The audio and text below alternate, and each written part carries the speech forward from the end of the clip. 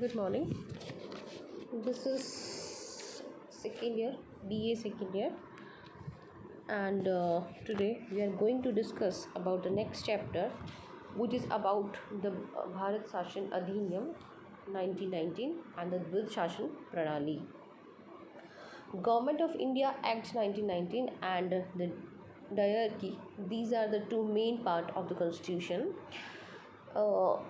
भारतीय संविधान का जो निर्माण है वो एक बहुत इजी प्रक्रिया से नहीं हुआ है।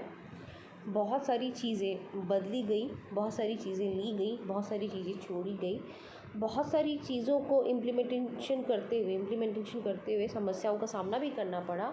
और जो चीज़ें इंडियन कॉन्स्टिट्यूशन में रखी गई उनको ये सोच करके रखा गया कि भविष्य में यदि सुधार की आवश्यकता होगी तो हम उस पर सुधार भी करेंगे।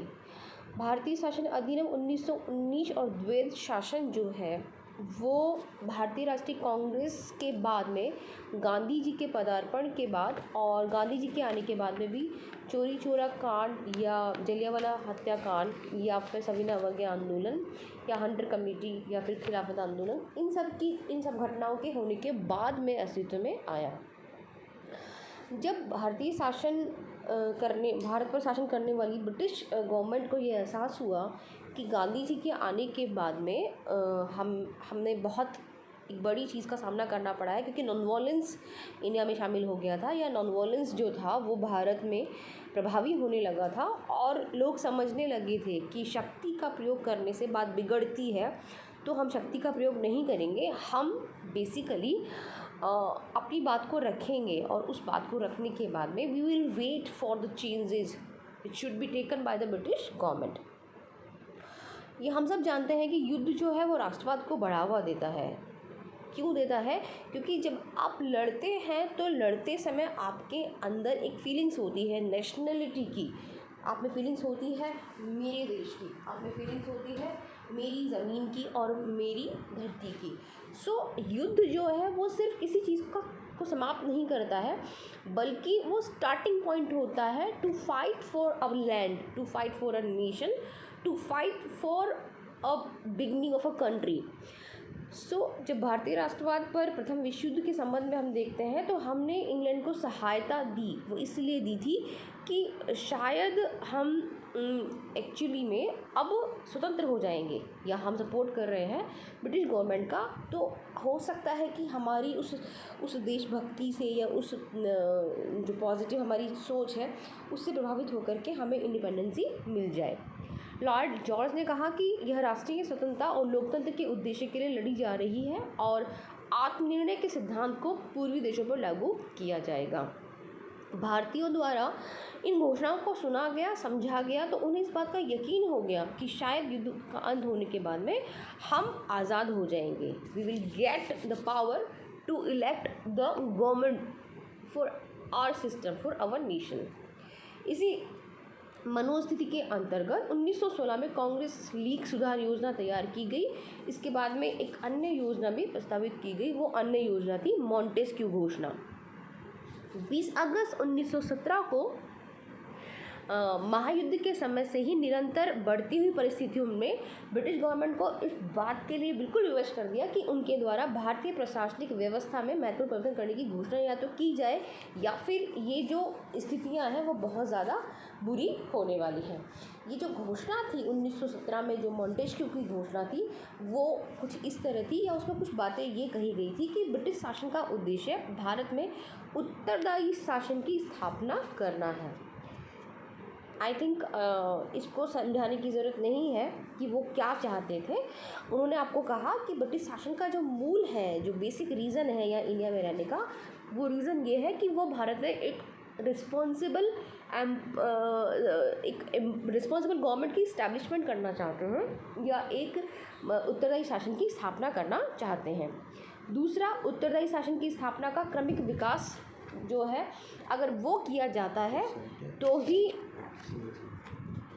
तो ही एक जो विकास है वो संभव हो पाएगा और एक ऐसी गवर्नमेंट बन पाएगी जिसके आने के बाद में भारत में विकास संभव हो पाएगा। नंबर 3, उत्तरदायी शासन की दिशा में प्रगति के प्रत्येक चरण का निर्णय ब्रिटिश सरकार ही कर सकती है, जिन पर भारतीय जनता की समृद्धि और भार का उत्तरदायित्व है। ब्रिटिश सरकार इस दिशा में आगे बढ़ने का कार्य भारतीय जनता द्वारा इस संबंध में दिए गए सहयोग और उत्तरदायित्व के परिचय के आधार पर ही करेगी। इस घोषणा पत्र में यह बात स्पष्ट हो चुकी थी कि ब्रिटिश शासन का उद्देश्य एक रिस्पॉन्सिबल शासन की स्थापना करने का है और वो ये चाहते हैं कि भारत में एक रिस्पॉन्सिबल शासन बने। लेकिन एक निराशाजनक बात ये जोड़ी गई कि उत्तरदायी शासन की स्थापना जो है वो क्रमिक रूप से होगी। मतलब आप अपने लिए भविष्य तो देख रहे हैं, पर उस भविष्य में उत्तरदायित्व की जो भावना है एक्चुअली में वो धीरे धीरे होगी और भारतीयों के असहयोग के विरुद्ध ये एक स्पष्ट धमकी भी थी, क्योंकि इस बात से तो इनकार हम नहीं कर सकते हैं कि 1917 की घोषणा भारतीय शासन में एक नए युग का प्रारंभ थी। लेकिन इससे ये तय हो गया था कि ब्रिटिश नीति का बेसिकली हमारे यहाँ आने का लक्ष्य क्या है, क्योंकि हमारे देश का डेवलपमेंट हमें करना है। हम उसको रोक कर के करें या हम उसको टोक कर के करें, हम उसको क्रमिक करें, ये हमें तय करना था। But they are not ready to do that. उन्होंने हमें ये देने का जो है साहस नहीं किया।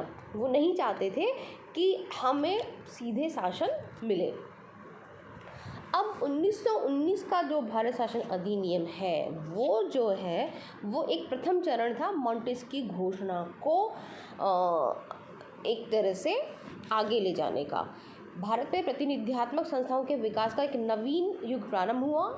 श्री निवासन कहते हैं कि यह नौकरशाही शासन की पद्धति का प्रथम उल्लंघन था और प्रतिनिध्यात्मक शासन का वास्तविक प्रारंभ था। कूपलैंड ने भी इस संबंध में कहा है कि इसने विधायी और कार्यपालिका के बीच की सत्ता जो है उसमें सीमा रेखा को समाप्त कर दिया। पूर्वकालीन सुधारों द्वारा भारतीयों को व्यवस्थापिका पर नियंत्रण की शक्ति दी गई और शासन पर नहीं दी गई, लेकिन अब भारतीयों को शासन के महत्वपूर्ण विभागों का कार्य संभालना तो था और वे इन व्यवस्थापिकाओं के निर्वाचित बहुमत के प्रति उत्तरदायी भी थे। इस अधिनियम के अंतर्गत जो सुधार किए गए उसमें कुछ सुधार ऐसे थे कि ब्रिटिश शासन जो है, ब्रिटिश भारत जो है वो ब्रिटिश साम्राज्य का अखंड भाग बना रहेगा और ब्रिटिश भारत में उत्तरदायी शासन संसद की घोषित नीति का लक्ष्य है।